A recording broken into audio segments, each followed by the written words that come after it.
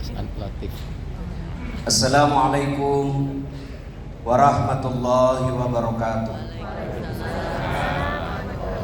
Alhamdulillahi rabbil alamin. Wa bihi nasta'inu ala umuri dunya waddin. Asyhadu an la ilaha illallah wa asyhadu anna Muhammadan abduhu wa rasuluh. Allahumma salli ala sayyidina Muhammad wa ala alihi wa sahbihi ajma'in, amma ba'd.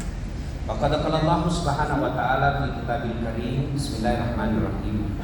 Ya ayyuhalladzina amanu taqullaha haqqa tuqatih wa la tamutunna illa wa antum muslimun. Wahai orang-orang yang beriman, bertakwalah kalian kepada Allah dengan sebenar-benarnya takwa, dan janganlah kalian mati kecuali dalam keadaan beragama Islam. Wa qala idzan bismillahirrahmanirrahim. Ya ayyuhalladzina amanu udkhulu fis-silmi kafatan wa la tattabi'u khutuwatis syaitan innahu lakum aduwwun mubin. Wahai orang-orang yang beriman, masuklah engkau ke dalam Islam secara sempurna, dan janganlah engkau ikuti langkah-langkah syaitan, karena sesungguhnya syaitan itu musuh yang nyata bagi kalian. Sadaqallahu adzim. Maha benar Allah dengan segala firman-Nya. Bapak Ibu, saudara-saudara sekalian, tamu-tamu kehormatan kedua mempelai, terkhusus kedua pengantin yang insya Allah dimuliakan rahmati Allah Subhanahu wa Ta'ala. Waktu ringkas ini saya ingin menyampaikan nasihat agama, bukan nasihat dasar Latin. Lalu kenapa saya diundang untuk ceramah? Bukan karena saya yang paling soleh di tempat ini. Salah satu sebabnya karena saya paling banyak follower saya. Pertama, kedua mempelai, nikah ini deh ibadah. Inilah ibadah yang paling lama kita lakukan. Haji untuk kalau sekali setahun seumur hidup, puasa sekali setahun Ramadan, zakat sekali setahun. Tapi nikah, ibadah rumah tangga, ini yang 24 jam sampai akhir hayat. Karena nikah ibadah, maka pertama luruskan niat. Kalau kamu berniat menikah karena cantik, cakep, siap-siap kecewa. Kenapa? Cakep, cantik ada batasnya. 17 tahun, 27 masih cantik, masih cakep. 70 tahun kasih perhiasan apapun, sudah bohong kalau masih bilang suamimu cantik. Ya kan? Yang kedua, nikah. Kalau kamu pilih menikah karena pekerjaan, jabatan, siap-siap menikah dengan kecewa. Kenapa? Jabatan ada batasnya. Kalau kamu menikah karena kekayaannya, siap-siap sakit hati dan kecewa. Kenapa? Kaya ada batasnya. Dia bilang kaya, dia itu Ustaz 7 turunan tidak miskin. Betul, kalau dia 7 turunan ke-8 jadi masalah. Maka kata Nabi, nikahilah seseorang bidiniha, karena agama. Kalau agama jadi pertimbangan, kecantikan yang kurang akan ditutupi dengan kemuliaan akhlak. Kekayaan yang terbatas akan diperkaya dengan tutur kata yang lembut. Yang paling sial sudahlah jelek, miskin, keturunan tidak jelas, agama pun tidak tahu apa, paling sial rumah tangga. Maka luruskannya. Yang kedua, adindaku berdua, percaya tidak ada rumah tangga yang tidak ada masalahnya. Bohong itu kalau dia bilang, bahagia betul rumah tangganya. Dari mana kau lihat Instagramnya? Instagram 1 menit. Kau tidak tahu apa yang terjadi 23 jam. Bodoh itu kalau dia lagi bertengkar, dia share secara langsung. Tidak mungkin. Maka semua orang punya rumah tangga masalah. Contoh, istri cantik, pikir tidak ada masalah deh. Istri cantik digoda orang. Apalagi kalau suaminya jelek, jadi masalah itu Pak. Ya kan? Berarti bagus kalau istri jelek. Istri jelek dihina orang. Kita lagi yang malu jalan sama dia. Duluan aja deh, nanti ketemu di gedung. Sampai di gedung mana kok bang? Gak jadi deh, saya lagi mencari. Istri cantik masalah, istri jelek masalah. Coba lihat lagi dalam rumah tangga deh. Ada orang sudah 2 anaknya, tidak ada rumahnya. Ada lagi belum menikah sudah punya rumah. Apa masalah? Tidak ada anaknya. Ada anak, ada rumah. Apa masalahnya? Mertuanya selalu ikut campur. Apa itu? Bodoh sekali itu suamimu. Biar warna mobilnya goblok itu. Coba. Mertua lagi ikut campur. Ada lagi mertuanya bagus, menantu ipar lagi yang jahat. Tidak ada orang, tidak ada masalahnya. Percaya itu. Ini yang ceramah. Bapak pikir saya tidak ada masalah dalam rumah tangga? Banyak masalah saya. Apalagi setelah saya bilang, oh banyak janda-janda yang curhat. Ustaz, harus saja meninggal suamiku. Ada doa-doa pendengar jiwa. Saya kasihlah doa, amankan ini. Lama dengan Ustaz, jiwaku sudah tenang. Moga Ustaz menjadi imam dalam hidupku. Saya mohon maaf, saya bukan imam, saya penceramah. Tidak ada orang, tidak ada masalahnya. Kurang apa mulianya Nabi? Ayo besok-besok ada berdua baca itu sejarah rumah tangganya Nabi. Kurang apa itu Nabi? Ibadahnya baik, akhlaknya luhur, namanya selalu digantikan dengan nama Allah. Apa tidak ada masalah rumah tangganya? Coba lihat, Nabi pernah 3 hari 3 malam tidak makan roti, cuma minum air dan kurma sampai cucu beliau Hasan Husain pucat. Itu Nabi. Dalam dunia pekerjaan, Nabi bukan dibunuh, beberapa kali mau dibunuh. Coba, Nabi beberapa kali mau dibunuh sampai diusir pindah ke Mekah. Itu Nabi, apalagi kita. Pasti semua kita punya masalah.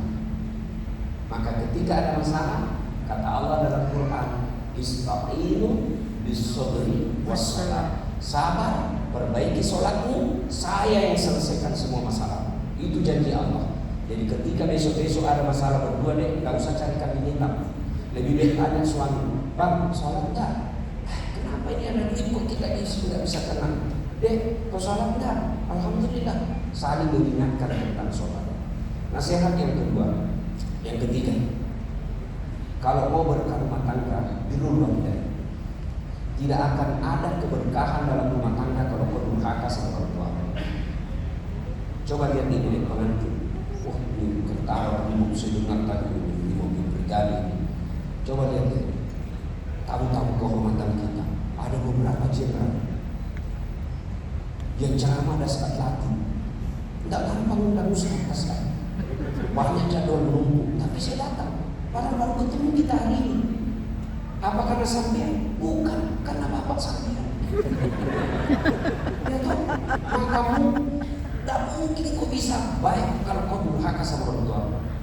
Kalau besok-besok ya, orang cari pangkat jabatan dengan cari muka sama komandan yang tidak usah kau lakukan itu. Bapakmu sekolahkan kau tinggi-tinggi, kau punya harga diri. Tidak usah. Kau baik sama orang tuamu, Allah yang lapangkan karpet merah. Ridallah fi ridal walidain, suktillah fi suktil walidain. Itu janji Allah dalam Quran, ditulis dalam Quran. Ridahnya orang tua, ridahnya Allah tergantung ridahnya kedua orang tua. Maka selesai kau pengantin, besok ada gajimu deh, ada uang sedikit, kasih cincin ibu. Meskipun cuma 2 gram, dan dia akan bangga itu. Ini cincin anak saya setelah pengantin. Besok-besok pasti dia selalu ingat. Kalau begitu, insya Allah Allah yang kasih kau di dunia. Apa susahnya Allah kasih kita dunia? Yang tidak masuk akal saja Allah mampu lakukan. Tapi kalau Allah mau, semua bisa diatur. Kecil itu jadi jenderal buat Bapak. Yang Allah minta birrul walidain, berbuat baiklah kepada kedua orang tua. Maka saya dulu waktu selesai menikah, saya panggil istri saya, bikin kesepakatan berdua. Boleh kau marah sama saya, boleh kau maki-maki saya, boleh kau habis uang itu rezekimu, boleh kau lempar kepala yang penting tidak kena. Saja tidak boleh. Jangan pernah kau hina orang tua. Kamu dapati saya sudah dalam keadaan manusia yang jadi. Kamu dapati, bilang sama istri, kamu dapati saya, kau dapat saya sudah dalam keadaan primo. Bapakku yang sekolahkan saya, ibuku yang didik saya. Jangan pernah kau bikin pilihan, pilih saya, ibumu atau saya istri. Itu pilihan tidak bisa dilakukan. Tidak mungkin kau bahagia kalau kau durhaka sama orang tua. Dan berbakti kepada kedua orang tua. Ada yang bilang, orang tua saya jahat Ustaz, bukan dia sekolahkan saya, bukan urusanmu. Ibrahim ketika mau ribut sama bapaknya, apa kata Allah? Itu bapakmu, tapi dia yang berhala kamu. Itu bapakmu, jangan kau lawan, kau yang keluar dari desamu. Imma yablughanna indakal kibra ahaduhuma aw kilahuma fala taqul lahumā uff wa la tanharhumā wa qul lahumā qawlan karīmā, kata Allah. Apabila kedua orang tuamu dalam pemeliharaan nanti, besok saya doakan kalian sudah jenderal, orang tuamu sudah pensiun, orang tuamu sudah usul, jangan pernah sakiti dengan kata-kata dan perlakuan. Nasihat yang keempat, sampai ini berani menikah mendekati Ramadan. Puasa orang Ramadan, wah berat itu nanti itu. Betul, nanti kau bisa dengar ini apa saya bilang, benar dibilang di Pak Ustaz. Malam hari halal, siang hari jangan coba-coba.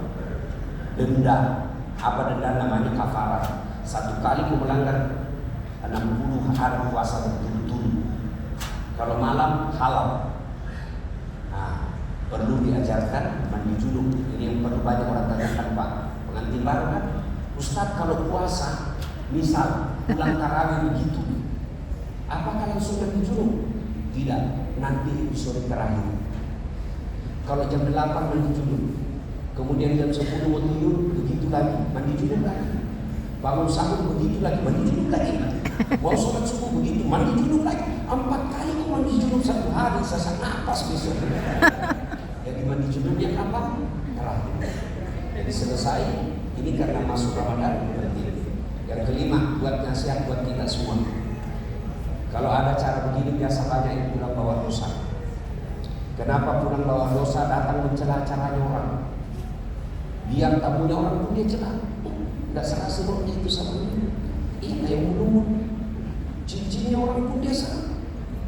Yang kedua, biasanya kalau ada pengantin begini, banyak yang tidak sholat, terutama kaum ibu-ibu yang terlalu banyak embel-embel di jilbabnya dan mukanya, tidak sholat zuhur, tidak sholat asar. Orang yang pengantin ibu tidak sholat. Yang ketiga, biasanya kalau acara begini banyak praktik mubazir, terutama air gelas. Masih ada setengah kita ambil lagi, itu uangnya semua yang punya acara. Jangan ambil berlebih, lebih baik tambah daripada jadi mubazir. Yang keempat, biasanya kalau ada acara begini banyak yang pulang tersinggung. Kenapa tersinggung? Karena merasa tidak diopeni. Jauh-jauh saya di Jogja, jauh-jauh saya dari Jawa, masa tidak diajak ngomong? Setengah mati saya beli baju, masa tidak kena video? Gara-gara syuting dia tersinggung. Nah, maka karena itu hanya kita lah yang mengerti. Tidak mungkin yang punya acara mengajak kita ngomong secara sempurna karena banyak. Terakhir, besok kalau bertengkar jangan bilang gampang talak. Ya, marah apapun kalau kamu masih mau sama istrimu jangan bilang gampang talak. Begitu kamu bilang talak, jatuh talak satu. Saya talak kamu, jatuh talak satu. Malam dingin boleh campur, boleh talak satu. Tapi kalau bilang saya talak kamu, 5 menit kemudian kau berdiri dari tempat tidur, kemudian saya talak betul kamu, jatuh talak 2. Tidak boleh campur sebelum nikah ulang. Kalau kamu campur tanpa nikah ulang, berzina namanya. Saya talak kamu, bangkit dari tempat tidurnya, keluar dari kamar, saya talak betul kamu, talak 2. Keluar dari rumahnya, saya talak kamu, talak 3. Tidak boleh campur sebelum bisa dulu. Lalu perempuan ini menikah dengan laki-laki lain, kita tunggu dia cerai, lalu kita tunggu masa iddah 3 kali haid, baru boleh campur, nikah balik. Jadi jangan gampang bilang talak. Bagaimana itu kalau belum keluar surat pengadilan? Itu hanya hukum dunia yang berlaku yang saya jelaskan tadi. Maka jangan gampang bilang talak. Bagaimana kalau perempuan bilang talak? Agar di atas kotaknya tidak sah. Kenapa hak talak ada sama perempuan laki-laki? Ibu bapak saudara-saudara sekalian, demikian mudah-mudahan ada manfaat. Sebelum kita akhiri, mari kita berdoa. Kita awali dengan mengirimkan surat Al-Fatihah ke Rasulullah Muhammad SAW. Khasiat dan keutamanya kita ikhlaskan untuk kedua mempelai. Mari Bapak Ibu, ilah dari Nabi Mustafa Muhammad SAW. Al-Fatihah.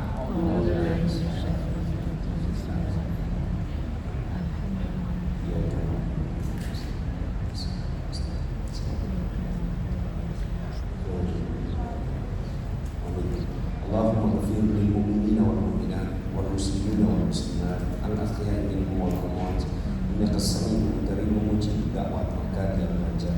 Ya Allah ya Rabbi Karim, Zat yang Maha membalas, balaslah segala kebaikan tamu-tamu kami yang hari di tempat ini ya Allah.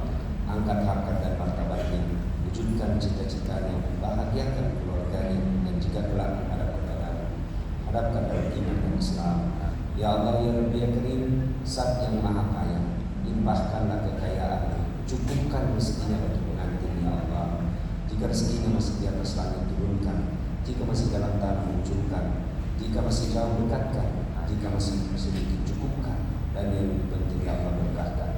Ya Allah, saat yang beri hidayah, berikan hidayah kepada pengantin ya Allah. Tunjukkan yang hak adalah hak, dan berikan kesanggupan kepadanya melaksanakan yang hak. Tunjukkan yang batil adalah batil, dan berikan kesanggupan untuk menghindarinya. Ya Allah ya Rabbi Karim, Engkaulah sumber segala yang menerima dan mengabulkan doa, maka dengarkan dan kabulkan doa kami. Rabbana la tuzigh qulubana ba'da idh hadaytana wa hab lana min ladunka rahmah innaka antal wahhab. Rabbana atina fid dunya hasanah wa fil akhirati hasanah wa qina adzabannar. Subhana rabbika rabbil izzati amma yasifun wa salamun alal mursalin walhamdulillahi rabbil alamin. Terima kasih. Usikum wa nafsi bi taqwallah wastaghfirul khairat. Assalamualaikum warahmatullahi wabarakatuh. Kami haturkan terima kasih sebesar-besarnya kepada Bapak Ustadz Hasan Latif yang telah menyampaikan fatwa nikah. Dan selanjutnya karena hari ini adalah hal yang sangat bersejarah bagi kedua mempelai, mohon izin